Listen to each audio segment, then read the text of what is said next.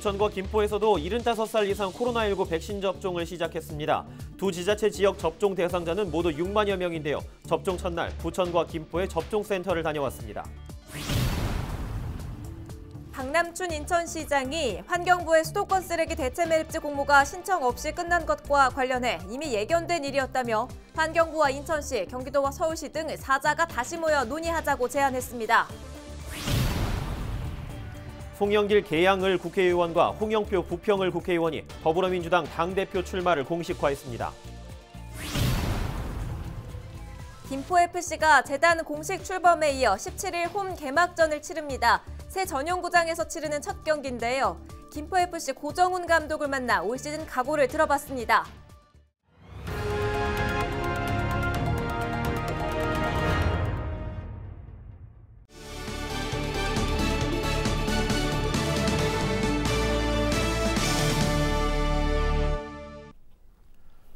여러분 안녕하십니까? 헬로티비 경인뉴스입니다. 첫 소식입니다. 부천과 김포에서도 이제 75살 이상을 대상으로 한 코로나19 백신 접종이 시작됐습니다. 두 지자체 접종 대상자는 모두 6만여 명인데요. 접종 첫날 부천과 김포의 접종센터를 이정하 기자가 가봤습니다. 백신 접종 센터를 찾은 고령의 노인들이 순서를 기다립니다. 접종에 사전 동의한 시민들입니다. 두려운 마음도 있고 반가운 마음도 있고 그래요. 예방주사 맞으면 좀 괜찮지 않을까 싶어서 반가운 마음으로 왔어요. 먼저 의료진이 접종 대상자의 건강 상태와 평소 기저질환을 확인합니다. 주사나 약의 알레르기 괜찮았어요. 전혀 없으셨죠?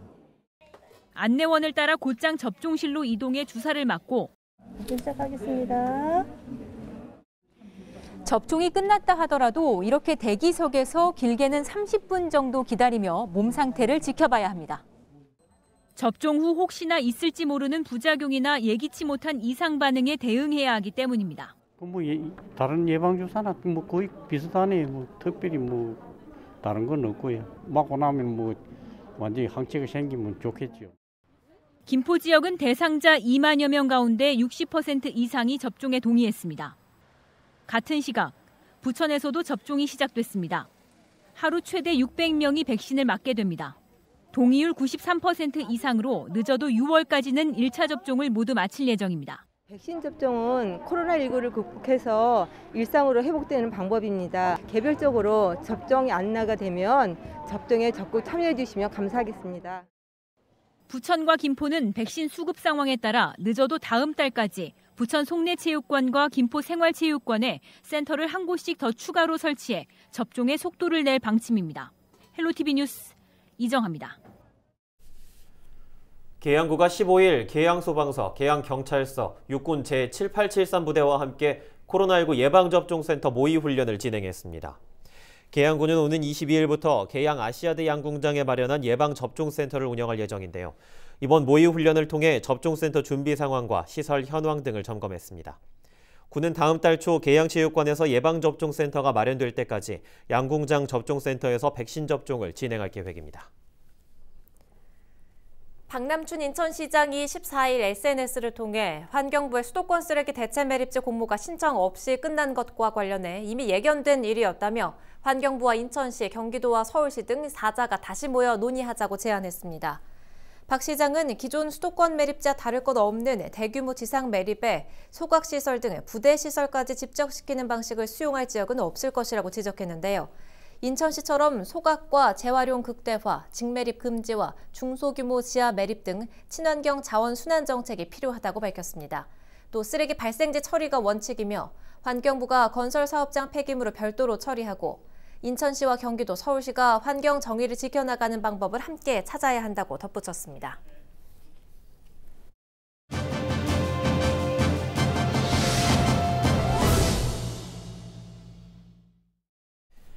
이영범 인천시 의원이 인천국제공항행과 검단 김포행을 동시에 건설하는 수도권 광역급행철도 GTX-D 노선을 국가계획에 반영할 것을 요구했는데요. 이영범 의원과 이야기를 나눠보도록 하죠. 의원님 안녕하십니까? 네, 안녕하세요. 반갑습니다. 저는 인천시 계양구 출신 이용범 시의원입니다. 반갑습니다. 앞서 GTX-D 노선이 김포에서 부천 구간까지만 건설된다는 보도가 있었는데 국토부가 확정된 바 없다는 입장을 밝혔죠. 지금 어떤 상황인 겁니까? 네, 며칠 전에 저도 그 모 신문 지상에 보도되었던 것을 좀 보았습니다. 그래서 저도 확인을 해봤는데요. 어제도 이제 그 4월 14일 날 인천시 행정부시장님하고 철도 과장님께서 국토부 제2차관님을 면담해서 확인을 했답니다. 그 두 가지 확인을 했는데요. 하나는 신문에 보도된 내용이 사실이느냐 그랬더니 아직 결정된 바가 없다 이렇게 말씀을 하셨다고 하고요. 두 번째는 이제 Y자 노선을 인천시 수건 사업이기 때문에 반드시 반영될 수 있도록 해달라고 이야기를 했답니다. 그리고 인천시 박남주 시장님하고 인천시 국회의원님들께서도 지금 힘을 모아서 국가철도망 계획에 꼭 반영될 수 있도록 노력도 하고 계십니다. 저희 인천시 의회에서도 계속 우리 그 시의원님들께서도 노력을 계속 관심을 갖고 노력하고 있다는 것을 말씀을 좀 드리겠습니다. 예, 이번 현안과 관련해서 국회 앞 1인 시위를 진행하셨다고요? 네, 맞습니다. 제가 국회 앞에서 1인 시위를 하고 있습니다. 내용은 이렇습니다. 인천시는 인천국제공항 노선과 검단 김포행 노선을 동시에 건설하는 수도권 광역 급행철도 GTX-D Y자 노선을 제4차 국가철도망 구축 계획에 반영해 달라는 내용으로 국회 앞에서 1인 시위를 하고 있습니다. 네, 또 의원께서는 지난달 임시회에서 가결된 GTX-D 노선 제4차 국가철도망 구축계획 반영 촉구 결의안을 대표 발의하기도 하셨죠? 네, 맞습니다. 제가 대표 발의를 했습니다. 인천시의회 건설교통위원회에서는 지난달 11일 제269회 임시에서 수도권 광역 급행철도 GTX-D 노선 제4차 국가철도망 구축 계획에 반영해 달라는 그 내용으로 건의안을 대표 발의해서 원안 의결되었습니다. 그 의결안은 국회와 기재부, 국토교통부, 총리실에 지난 24일 날 송부되었습니다. 예, GTX-D 노선 관련해서 많은 시민들의 시선이 집중되고 있는 상황인데 사업비 규모가 굉장히 크게 증가한 상황에서 GTX-D Y자 노선 손실 보전금 문제까지 넘어야 할 산이 좀 많을 것 같습니다. 앞으로 어떤 방안 마련해 나가실 계획입니까? 저희 인천시는 그 300만 인천 시민들을 대상으로 해서 그 서명도 받아가지고요. 국가에 저희들이 계속 요구할 생각을 갖고 있습니다. 이제 Y자 노선은 또 이렇습니다. 이제 Y자 노선은 인천국제공항을 출발해서 청라, 누원시티, 작전역 이렇게 해서 부천 종합운동장으로 가는 내용이고요. 또 하나는 김포에서 검단에서 계양해서 부천 종합운동장으로 가는 노선, 이게 이제 두 노선을 합치면은 Y자 노선이 되는데요. 이 Y자 노선을 동시에 건설했을 때 한 4조 원 이상이 절감이 됩니다. 예산 절감이 됩니다. 그리고 그런 측면에서 저희가 계속 요구하고 있는 부분이고요. 우리 인천시 의원들도 저와 함께 계속 국회 앞에서 저희들이 1인 시위를 하고 할 것이고 국가 정부를 계속 방문해서 요구할 예정을 갖고 있습니다. 예, 알겠습니다. 오늘 말씀 여기까지 듣도록 하겠습니다. 고맙습니다. 네, 감사합니다. 지금까지 이용범 인천시 의원이었습니다.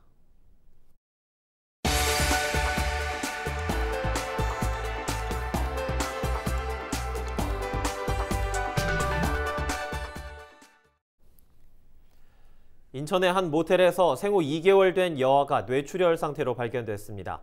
아이의 아버지는 아동학대 혐의로 경찰 조사를 받고 있는데요. 해당 남성이 경찰 조사에서 학대 혐의를 일부 인정했습니다.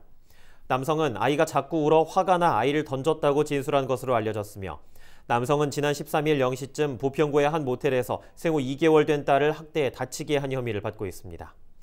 당시 남성은 딸이 숨을 쉬지 않는다며 119에 신고했으나 남성은 아내가 사기 혐의로 구속된 후 아이와 함께 모텔에서 생활해왔습니다. 더불어민주당 송영길 국회의원이 15일 국회 소통관에서 기자회견을 열고 당대표 출마를 선언했습니다.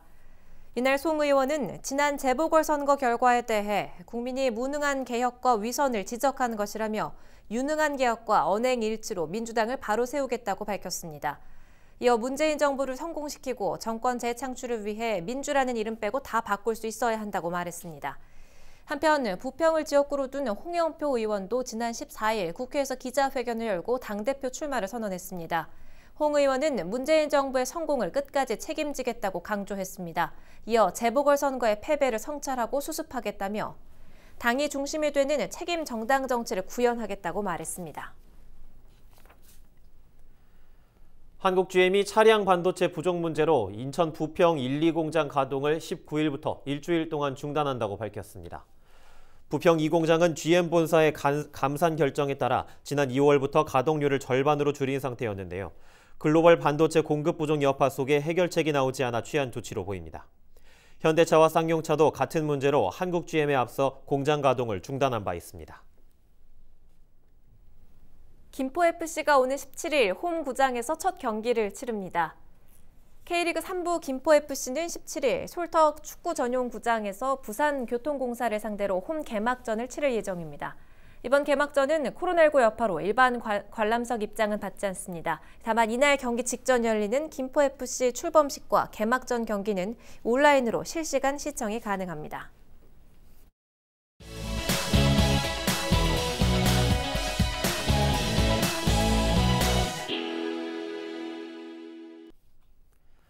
앞서 전해드린 것처럼 김포FC가 재단 공식 출범에 이어 홈 개막전을 앞두고 있습니다. 얼마 전 문을 연 새 전용 구장에서 치르는 첫 경기인데요. 김포FC 고정훈 감독을 만나 홈 개막전을 앞둔 팀의 각오를 들어봤습니다. 안녕하세요. 김포FC의 감독을 맡고 있는 고정훈 감독입니다. 반갑습니다. 축구협회 K3에 지금 속해 있는 그 팀 중에 15개 팀 중에 한 팀입니다. 우리 선수들은 뭐 열심히 하고 있고 또 남해에서 뭐 거의 한 2달 가까이 또 큰 훈련을 또 많이 했었고 또 프로팀과의 어떤 그런 연습 경기도 많이 했었고 지금 뭐 17일 날은 우리 개막 경기에 또 잔칫날이기 때문에 우리가 그 경기는 꼭 잡아야지 된다고 생각을 해요. 또 우리가 잔칫날 또 우리가 울 수는 없기 때문에 그런 점은 우리 선수들이 또 충분히 인지를 하고 있고 저 역시도 뭐 전술과 전략을 잘 짜가지고 우리 시민들한테 정말 좋은 팀이라고 하는 어떤 그런 강한 인상을 첫 경기부터 좀 심어줄까 생각합니다. 우리 팀에 대한 우리 거다라는 어떤 그런 운동장을 가지고 있는 프로팀들이 거의 많지 않아요. 그렇기 때문에 더구나 우리 K3에서 이런 전용구장 또 뭐 대형 버스라든지 뭐 법인화라든지 어떤 그 축구단을 운영하는 어떤 그런 발전하는 그런 부분에 대해서는 지금 프로팀들 1, 2부 팀들 못지않게 지금 그렇게 가고 있기 때문에 그런 부분에 대해서는 굉장히 시하고 시장님께 감사드릴 수 있다고 생각합니다. 예. 그래서 뭐 2부는 아직 뭐 제가 그런 부분까지 말씀드릴 수 있는 단계는 아니지만 그래도 지금 우리 선수들에 대한 어떤 그런 복지라든지 이런 운동장 시설이라든지 법인화라든지 뭐 모든 여건들이 지금 프로 2부에 못지않게 다 갖춰져 있기 때문에 저희들이 조금 한 뭐 시간적으로 한 2년 정도만 좀 선수들하고 좋은 성적을 내고 또 시민들한테 좋은 어떤 그런 그 경기 내용을 보인다고 하면 그거는 뭐 시민들이 제가 이 얘기를 안 해도 시민들이 아마 뭐 이 정도면 프로로 가야지 않냐 어떤 그런 목소리들이 많이 나올 것 같아요. 그렇기 때문에 저는 선수들하고 운동장에서 뭐 좋은 경기 모습 보이고 또 좋은 성적 낼 수 있게끔 열심히 하는 길밖에 없을 것 같아요. 축구단도 좀 빨리 발전을 할 수 있게끔 제가 노력할 거고요. 또 어쨌든 간에 우리 K3 축구단이 결국은 시민구단이기 때문에 또 FC로 뭐 법인화를 한 것도 결국은 시민들의 어떤 그런 세금 가지고 운영이 되는 거기 때문에 결국은 시민들을 위해서 저희들이 또 경기장에서 많은 역할들을 할 거기 때문에 조금은 지금 아직까지는 많이 지금 좀 PR이 잘 안 된 것 같아요. 그렇기 때문에 저희들 경기장에서 좋은 모습을 보여주면 반드시 또 축구를 좋아하는 뭐 축구 팬분들이 특히 김포 시민들이 좀 많이 운동장에 오셔가지고 좀 질타도 해주시고 좀 선수들한테 격려를 해주시면 더욱더 빠르게 좀 자리를 잡지 않을까 생각이 듭니다. 인천을 친환경 자원순환 도시로 만들기 위해 지역 각계에서 힘을 보태고 있습니다. 인천시청 등 공공기관에서 시작된 일회용품 사용 자제 운동이 기업과 병원, 종교계 등으로 확산하고 있습니다. 원태규 기자가 보도합니다. 박남춘 인천시장이 14일 정신철 천주교 인천교구청 주교와 지속가능한 자원순환사회 실현을 위한 업무 협약을 체결했습니다. 이번 협약은 인천시와 천주교 인천교구가 지속가능한 자원순환사회 실현을 함께 노력하기 위해 마련됐습니다. 협약에 따라 두 기관은 일회용품 사용자재와 올바른 분리배출을 위한 교육과 홍보에 서로 협력한다는 방침입니다. 후손들을 생각하는 그런 그리고 아름다운 지구를 계속적으로 유지해 나가자 하는 것이 어떻게 보면 우리 가톨릭 교회의 마음이기도 하고, 오늘 이렇게 정신철 주교님 비롯한 우리 천주교에서 이렇게 힘을 실어주셔서 큰 힘이 되고 발판이 될 것 같습니다. 인천시가 쓰레기 독립을 선언하며 추진한 친환경 자원순환 정책에 지역사회의 동참이 이어지고 있습니다.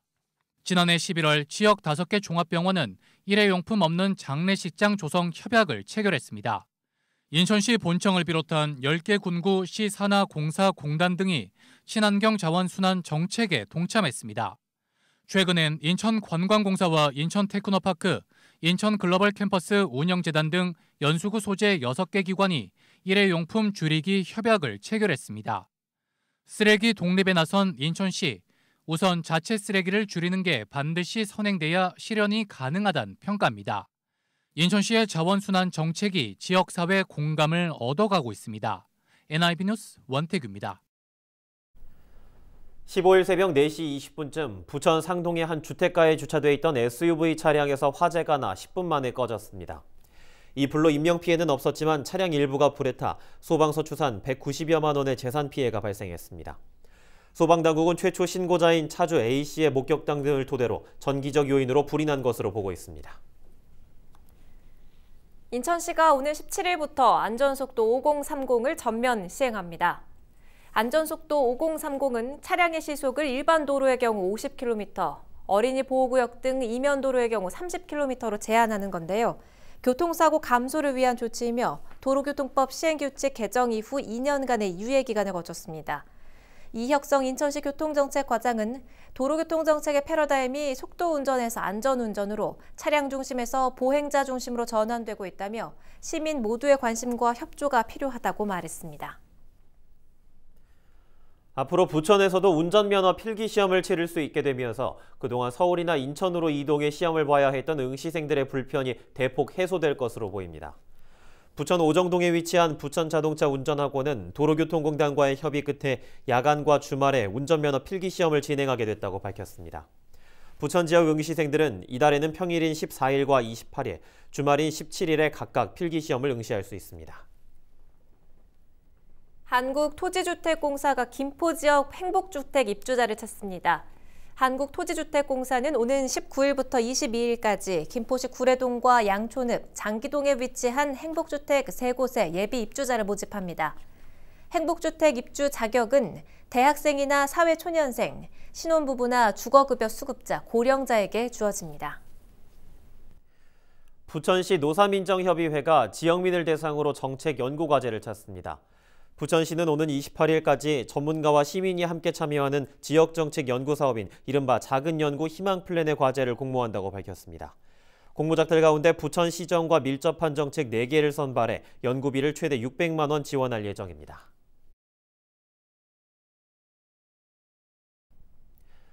후쿠시마 원전오염수 방류가 어떤 영향을 미칠지 과학자들 간에도 의견이 엇갈립니다. 일부는 제거되지 않는 삼중수소는 아무리 희석시키더라도 총량은 변하지 않는다며 환경과 인체에 미칠 영향에 우려를 표하고 있습니다. 하지만 다른 의견도 있습니다. 정화되고 희석된 오염수가 거대한 태평양 바닷물의 1조분의 1 이상으로 또다시 희석되기 때문에 영향이 없을 것이라는 겁니다. 누구 말이 맞는 걸까요? 헷갈립니다. 공신력 있는 정부 기관이 과학적이고 객관적인 사실을 좀 알려줬으면 좋겠습니다. 근거 없는 공포를 조장하는 것도 잘못된 낙관을 갖게 하는 것도 피해는 고스란히 국민에게 돌아갈 것이기 때문입니다. 이상으로 뉴스를 모두 마칩니다. 시청해주신 여러분 고맙습니다.